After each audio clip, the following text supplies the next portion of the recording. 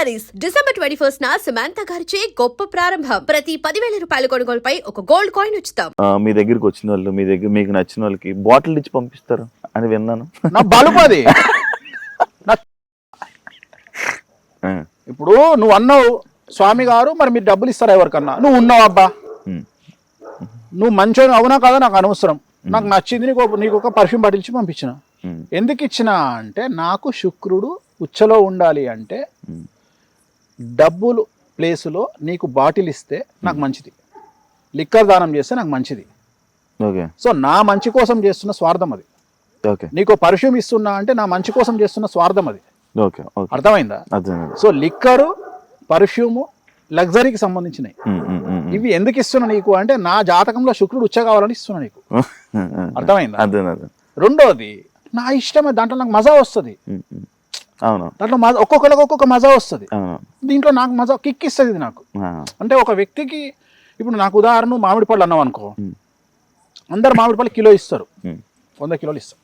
అబ్బా అంటే నువ్వు వెక్స్ అయిపోవాలి, నువ్వు వెక్స్ అయిపోవాలి, నాకు కిక్ ఇస్తుంది అది. అంటే నాది ప్రభాస్ ఇంచుమించు సేమ్ మెంటాలిటీ. ఇప్పుడు ప్రభాస్ ఏంటంటే సేమ్ మెంటాలిటీ నాది ఆయనది. జనరల్ గా ఇప్పుడు ఆయన అనేది అంటే డార్లింగ్ మన ఇద్దరు ఒకటే మెంటాలిటీ ఇంచుమించు అంటాడు. ఏంటంటే ఎదుటి వ్యక్తికి బోర్ కొట్టిస్తాం. ఇప్పుడు నీకు చికెన్ ఇష్టం అన్నావు అనుకో, ఓ ఇంకా చికెన్ నీ ముందర ఇంకా నీకు వెక్స్ అయిపోయి అన్న దండం పెడతా, చికెన్ వద్దు నాకు అనాలి నువ్వు. అట్లా నీకు పిచ్చెక్కిస్తాం. నువ్వు మ్యాంగోస్ అడిగినావు ఇక విపరీతం, ఇంకా స్వీట్లు అడిగినావు ఇంకా విపరీతం. ఇంకా అంటే ఏదైనా ఇయ్యడం నాకు డబ్బు పిచ్చలు అంటే ఇట్లాంటి ప్రశ్న ఇంతకుముందు యాంకర్ కూడా అడిగాడు. కానీ డబ్బు సంపాదించుకోవడానికి హెల్ప్ చేస్తా నా పూజల ద్వారా. నీకు ఆ కసి ఉంటే నేను నా దగ్గర డబ్బులు నీకు ఇవ్వలేను, కానీ డబ్బును సంపాదించుకోవడానికి నీలో కసి ఉంటే నీకు దేవుడి పరంగా నేను చేయగలిగిన హెల్ప్, నేను డబ్బులు తీసుకోకుండా పూజ చేస్తా నీకు ఆ కసి ఉంటే. ఇవాళ నువ్వు శివ యాంకరింగ్ చేస్తుండు, నెక్స్ట్ శివ టార్గెట్ ఏముంటుంది? ఒక ఛానల్ ఉంటుంది, ఒక యూట్యూబ్ ఛానల్ ఉంటుంది. దానికి శివ ఏం చేయాలి, శివకి ఏం చేయాలో నేను చేస్తా. నేను రూపాయి తీసుకోకుండా నీకు పూజ చేయించి నువ్వు ఆ స్థాయికి నిలబడడానికి నేను చేస్తా.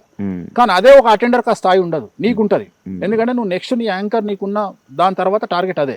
సో అట్లా నాకు అలవాటు, అందుకని నేను అవి ఇస్తుంటా. సో అవి నాకు కిక్ ఇస్తుంది. వేణుస్వామి గారు పెళ్లి ముహూర్తాలు పెడతారా? Just doubt. తక్కువ. అంటే పెళ్లి ముహూర్తాలు పెట్టడం ప్రాసెస్, అంటే it will take time 4 hours. So 4 గంటలు నేను ఒక పెళ్లి ముహూర్తం మీద కూర్చోలేను, నా వల్ల కాదు. అంటే ఏదో 5 నిమిషాల ముహూర్తాలు పెట్టే అక్షరం నాకు లేదు. అంటే ఇట్ విల్ టేక్ టైం. ఎందుకంటే అబ్బాయి జాతకంలో సమస్యలు ఉంటాయి, అమ్మాయి జాతకంలో సమస్యలు ఉంటాయి. వాళ్ళిద్దరు ఆల్రెడీ మానసికంగా ఫిక్స్ అయ్యి మన దగ్గరికి వస్తారు. పంతులు గారు ముహూర్తం పెట్టండి అంటారు. ఆ ముహూర్తంలో మనకు విడాకులు కనిపిస్తుంటాయి. ఇప్పుడు మనం శుభమా అంటూ ముహూర్తం మనం ఎందుకు ఇప్పుడు ఆడు విడాకులు తీసుకున్నాడు అనుకో, వాడు వాళ్ళిద్దరు ప్రాబ్లమ్స్ మనకు అంటించిపోతారు. అంటే ఇప్పుడు వాళ్ళిద్దరు ఎట్లా విడాకులు తీసుకుంటారు, తెలిసిపోతుంది. వేణుస్వామి గారు ముహూర్తం పెట్టిండు అంటాడు, నాకు అవసరమా? అంటే వాడి పోస్టర్ మీద నా పేరు వేస్తాడు, నాకు ఎందుకు అది? సో అందుకని నేను పెట్టను. అంటే it will take time, long process. అంటే నేను పెట్టేటప్పుడు దాని లోపలికి పోతా. ఫస్ట్ ఏం అడుగుతా అంటే నీ జాతకాలు కలిసినాయా అంట, కొత్త పెట్ట ఆ డిస్కషన్ చేయ నేను. అందుకని ఆ డిస్కషన్ చేయొద్దు అంటే వదిలేసేయి, కూల్, లేదమ్మా టైం లేదని చెప్పేస్తా. సరే, ఏలినాటి శని అంటే ఏంటి స్వామి? నార్మల్గా సూపర్. ఏలినాటి శని అంటే ఏలి అంటే 7, నాటి అంటే ఆఫ్, 7.5 సంవత్సరాల శని. సో ఏలినాటి శని అనేది it is a college like Shiva ఉన్నాడు. ఇప్పుడు శివ ప్రశ్న అడిగిండు నన్ను, స్వామి మీరు మోరల్స్ ఎథిక్స్ లేవంటారు, ఈ జనరేషన్లో పద్ధతిగా పెంచాలంటారు, మీరు అట్లా దాటికి ఎగనెస్ట్గా పోతున్నారు. అది నేర్పించేది ఏలినాటి శని. ఒకసారి దెబ్బలు తిన్నావనుకో ఆటోమేటిక్గా నీకు బుద్ధి వస్తుంది, వచ్చి సేమ్ నాలానే మాట్లాడతావు. అంటే ఏలినాటి శని అంటే ఏం చేస్తుంది అంటే, ఒక లెక్చరర్ పాఠాలు నేర్పే పంతుల కంటే గుణపాఠాలు నేర్పే శత్రువులు చాలా మంచివాళ్ళు. రైట్. సో గుణపాఠాలు నేర్పించేటువంటి ఏలినాటి శని.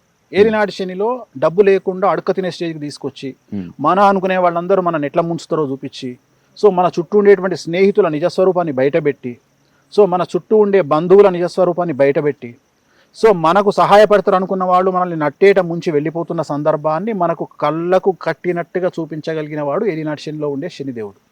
అంటే కొంతమంది అంటారు ఏలినాటి శని మీ దగ్గరకు వచ్చినప్పుడు, అంటే మీ ఇప్పుడు ఉన్నప్పుడు స్టార్ట్ అయినప్పుడు స్టార్టింగ్ 2 సంవత్సరాలు చాలా బాగుంటుంది, స్టార్ట్ రాకముందే లేపుతాడు. అంటే జనరల్గా ఏం చేస్తాడంటే ఇక్కడ లాజిక్ ఏంటంటే, భూమి మీద ఉండేవాడు పడితే దెబ్బలు తగలవు, నడుచుకుంటూ వెళ్తున్నావు పడ్డావు దెబ్బలు తగులుతాయా? చిన్న చిన్న నార్మల్గా ఉంటుంది. అదే నువ్వు 5వ ఫ్లోర్ నుంచి పడ్డావు అనుకో, కాస్త పోతాం. అందుకని ఏం చేస్తారంటే ఇక్కడ లాజిక్ ఏంటంటే నిన్ను ఫస్ట్ భూమి మీద ఉన్నవాడిని 5వ ఫ్లోర్కు తీసుకెళ్లడం ఫస్ట్ ప్రాసెస్, అక్కడ నుండి పడేయడం సెకండ్ ప్రాసెస్. వెళ్ళిపోయేటప్పుడు ఫస్ట్ ఫ్లోర్కి ఎక్కించి వెళ్ళిపోతాడు. అంటే నీకు 7వ సంవత్సరంలో జరిగేటువంటి మంచి మిగతాదంతా ట్రాషే. సో ఏలినాటి ఎప్పుడు చాలా మంచి చేస్తుంది. మంచి చేయడం అంటే ఒక వ్యక్తిని సమాజంలో బ్రతకడానికి ఎలా యుద్ధ భూమిలో నిలబెట్టాలనో అలా నిలబెట్టి పోతాడు శని. అంటే నీకు వెళ్ళిపోయేటప్పుడు శని ఏం చేస్తాడంటే నీకు డబ్బులు ఇచ్చేటప్పుడు టెస్ట్ చేస్తాడు. అరే శివకు డబ్బులు ఇస్తే నిలబెట్టుకుంటాడా, నిలబెట్టుకోడా, శివ తప్పులు చేస్తాడా, శివ ఎవరన్నా నమ్మి మోసపోతాడా, శివ అన్నదమ్ములు నమ్మి మోసపోతాడా, శివ అమెరికాలో ఉన్నాడు, అమెరికాలో ఉంటే ఇండియాలో ఉండేవాడికి తన అన్నకో తమ్ముడికో బంధువుకో బామ్మర్దికో డబ్బులు ఇచ్చి ల్యాండ్ కొనమంటే వీడు వీని పేరు మీద కొనుక్కొని రిజిస్ట్రేషన్ చేసుకుంటే వాడు బిస్కెట్ అవుతాడు. సో ఇవన్నీ టెస్ట్ చేసి చివరికి డబ్బులు ఇవ్వాలన్నా వద్దా అని డిసైడ్ చేసుకొని 7.5 సంవత్సరాలలో 6.5 సంవత్సరాల తర్వాత నీకు ఒక లైఫ్ ఇచ్చి అప్పుడు నీకు అన్ని అనుభవం నేర్పించేసి మంచి చెడ్డలు నేర్పించేసి నువ్వు అడిగినట్లు ప్రశ్నలు అడగకుండా, అంటే మోరల్స్ ఎథిక్స్కి సంబంధం లేకుండా ఈ ప్రపంచంలో డబ్బు ఒకటే ముఖ్యము అనేటువంటి జ్ఞానాన్ని నీకు ఇచ్చి అప్పుడు నీ చేతిలో డబ్బులు పెట్టి ఏలినాటి శని వెళ్ళిపోతుంది. అంతేగాని ఒక మనిషిని పూర్తిగా దింపదు. ఎప్పుడే కానీ ఏలినాటి శనిలో ఫస్ట్ దెబ్బలు తింటేనే మంచిది. అంటే 3 పాదాలు ఉంటుంది, 2.5 × 3 అంటే 7.5 సంవత్సరాలు. సో ఫస్ట్ ఫేజ్ దెబ్బలు తింటావు, సెకండ్ ఫేజ్ దెబ్బలు తింటావు, 3వ ఫేజ్ బాగుంటుంది. అది ఉంటే మంచిది ఏలినాటి శని. కానీ ఫస్ట్ ఫేజ్ సెకండ్ ఫేజ్ అనుభవించి 3rd ఫేజ్ లో దెబ్బలు తింటే ఇట్ ఈస్ వెరీ డేంజరస్. ఇప్పుడు ఏ రాశుల వరకు ఉంది? ఇప్పుడు ప్రజెంట్ మీనరాశి, మేషరాశి, కుంభరాశి 3 రాశులకు ఇప్పుడు నడుస్తుంది ఇప్పుడు ప్రజెంట్. శని గొప్పతనం ఏంటంటే శని ఒక ఇంట్లో ఉంటే, అంటే ఉదాహరణ ఇప్పుడు మన ఇద్దరి మధ్యలో శని ఉన్నాడు అనుకుందాం, నువ్వు ఎఫెక్ట్ అవుతావు, నేను ఎఫెక్ట్ అవుతావు, మధ్యలో ఎఫెక్ట్ అంటే ముగ్గురు ఎఫెక్ట్ అవుతున్నారు at a time. That is called Shani. ఒకరి వల్ల శని వల్ల శని ఎట్ ఏ టైం ముగ్గురిని ప్రభావితం చేయగలుగుతాడు, 3 రాశులను ప్రభావితం చేయగలుగుతాడు. అంటే ఇప్పుడు ఉదాహరణ శని ఇప్పుడు ప్రజెంట్ ఎక్కడున్నాడు, మీనరాశిలో ఉన్నాడు. మీనరాశి తర్వాత వచ్చేది మేషరాశి, మీనరాశి ముందు వచ్చేది కుంభరాశి. అంటే కుంభరాశిలో శని ఉన్నాడు, మీనరాశిలో ఉన్నాడు, మేషరాశిలో ఉన్నాడు. అంటే శని ఒకటేసారి 3 రాశులను ప్రభావితం చేయగలుగుతాడు. చంద్రుడు 1.5 రోజుకు మారుతాడు, సూర్యుడు నెల రోజులకు మారుతాడు, గురువు సంవత్సరానికి మారుతాడు, రాహుకేతువులు 18 నెలలకు మారుతాడు, శని 2.5 సంవత్సరాలకు మారుతాడు. శని మారినప్పుడల్లా ఒక్కొక్క రాశికి ఒక్కొక్క ఎఫెక్ట్ అవుతుంది. దీన్ని గోచారం అంటారు. సో దీంట్లో చాంద్రమానం వేరు, సౌరమానం వేరు, బార్హస్పత్యమానం వేరు. అంటే ఒక్కొక్క మానం ప్రకారం ఒక్కొక్క క్యాలిక్యులేషన్ ఉంటుంది. సో చాలా వరకు వీటన్నిటిని కూలంకషంగా పరిశీలించి ఆ వ్యక్తికి ఏం జరగబోతుంది అనేది ప్రిడిక్ట్ చేయగలగాలి. రెండోది వీటన్నిటిలోకి ఏంటంటే 2వ సారి ఏలినాటి శని వెరీ డేంజరస్. మొదటిసారి ఏలినాటి శని ఇప్పుడు ఉదాహరణ తీసుకుందాం. ఇప్పుడు 2020లో పుట్టినటువంటి ఒక పిల్లోడు, అమ్మాయి, ఒక బాబు ఉన్నాడు అనుకుందాం. ఇప్పుడు ఫస్ట్ ఏలినాటి శని వచ్చింది. సో వాళ్ళకి ప్రెషర్ ఉండదు, ఎందుకంటే చిన్నపిల్లలు కాబట్టి. కానీ వాళ్ళకి ఎప్పుడు వస్తుంది, ఇంకో 25 ఏళ్ళ తర్వాత వస్తుంది. కానీ వాళ్ళకి టార్చర్ ఉంటుంది. సో ఇప్పుడు ఆల్రెడీ 25 ఏళ్ళు దాటిన వాళ్ళకి ఇప్పుడు ఏలినాటి శని నడుస్తుంది. అంటే 2000కు పుట్టిన వాళ్ళందరికీ ఇప్పుడు ఏలినాటి శని నడుస్తుంది రెండోసారి. So it is very dangerous. 2వ సారి ఏలినాటి శని చాలా సంచలనాల కారణమవుతుంది. 2వ సారి ఏలినాటి శని ఖచ్చితంగా తల్లిదండ్రుల్లో తండ్రి మీద ఆరోగ్యపరమైన ఇబ్బందులు చూపిస్తుంది, తండ్రిని చంపేసే అవకాశం ఉంటుంది. సో నేను కూడా నా తండ్రిని 2వ సారి ఏలినాటి శనిలో కోల్పోయినా. సో ఖచ్చితంగా ఎవరైనా 2వ సారి ఏలినాటి శనిలో జనరల్గా తండ్రి చనిపోయే అవకాశాలు 80% ఉంటాయి. మాకు జరిగింది. గట్టిగా చెప్పు. మాకు జరిగింది. కెమెరా ఎక్కడుందా? నిజంగా జరిగింది. ఇప్పుడు నన్ను చెప్పొద్దంటావా, చెప్పమంటావా జనాలకి ఈ విషయం? వేణుస్వామి భయపెడుతున్నాడు. వాడు ఎవడో అంటాడు పిచ్చిముండ, వేణుస్వామి భయపెడుతున్నాడు. శివ కూడా భయపెడుతుండు. శివ పని చేయరు. నీకు జరిగింది కదా, 5 నెలల క్రితమే జరిగింది. శాస్త్రం చెప్పింది కదా. నాకు ఇప్పుడు ఉంది. నేనైతే చంపలేగా మీ నాయనను, నేనైతే చంపలే కదా. అంటే నేను ఎందుకు అడుగుతున్నా అంటే నాలో ఉన్న బాధ అట్లా. అంటే నిజాలు చెప్తే జనాలు ఇంత ఘోరంగా తీసుకుంటారు, జనాలు నన్ను టార్గెట్ చేస్తారు కాబట్టి ఆ బాధ వల్ల ఆ మాట మాట్లాడుతున్నా. అంటే శని ఇప్పుడు నేను చెప్పిన లాజిక్ నీకు వర్తించింది కదా. అంటే 2వ సారి ఏలినాటి శనిలో తండ్రి చనిపోతాడు. ఇది నన్ను చెప్పొద్దంటారా, ఇది శాస్త్రం కదనే. వేణుస్వామి చెప్పిండా, లేకపోతే వేణుస్వామి మనుషులను పెట్టి చంపిస్తాడు ఆ మనుషులను? దీన్ని ఆపడం కోసం ఒక పూజ ఉంటుంది.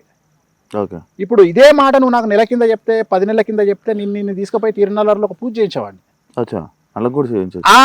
తండ్రి బ్రతకడానికి ఒక పూజ ఉంటుంది తిరునల్లారులో. జస్ట్ 450 + 1000 1450 రూపాయలు ఒక పూజ అయిపోతుంది. ఏం చేస్తారంటే స్వామి దగ్గరికి పోతే ఒక 450 రూపాయలు పెట్టి ఒక పూజ అవుతుంది. బయటకు వచ్చిన తర్వాత ఒక బాండ్లీ, బజ్జీలు గోలిస్తారు కదా బాండ్లీ, ఆ బాండ్లీలో నూనె పోసి ఎవరైతే లైఫ్ థ్రెట్ ఉందో వాళ్ళని ముఖాన్ని నూనెలో చూసి పంతులకు దానం ఇవ్వాలి.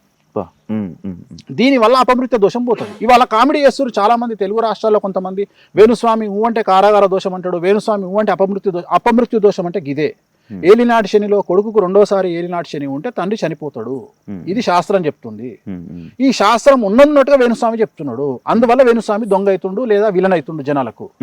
అదే వేరేటోడు ఏమంటాడు, ఆ పెద్ద ఏం లేదండి ఏలినాటి శని మంచి చేస్తుంది, అగో ఆ సొల్లు పురాణం నాకు రాదు. సో అందుకని ఏలినాటి శనిలో ఇంత టార్చర్ ఉంటుంది. ఏలినాటి శనిలో పోలీస్ కేసు అవుతుంది ఖచ్చితంగా. ఏలినాటి శనిలో వాహన ప్రమాదం అవుతుంది. ఏలినాటి శనిలో తండ్రి చనిపోతాడు. ఏలినాటి శనిలో మన అనుకున్న వాళ్ళు మనల్ని తొక్కి నారదీస్తారు. ఏలినాటి శనిలో డబ్బులు మోసపోతాము. మనం అప్పులు ఇచ్చిన వాళ్ళు మనల్ని మోసం చేస్తారు. మన అనుకునే వాళ్ళు మనల్ని మోసం చేస్తారు. భార్య కూడా మనల్ని తప్పర్థం చేసుకుంటుంది. భార్యాభర్తల మధ్యన గొడవలు వస్తాయి. తండ్రి లాంటి వాడు తల్లి లాంటి వాళ్ళు ఉంటే మనల్ని తప్పర్థం చేసుకుని గొడవలు అవుతాయి. బంధువుల్లో మనం ఎదవలం అవుతాము. ఇవన్నీ ఏలినాటి శనిలో జరుగుతాయి.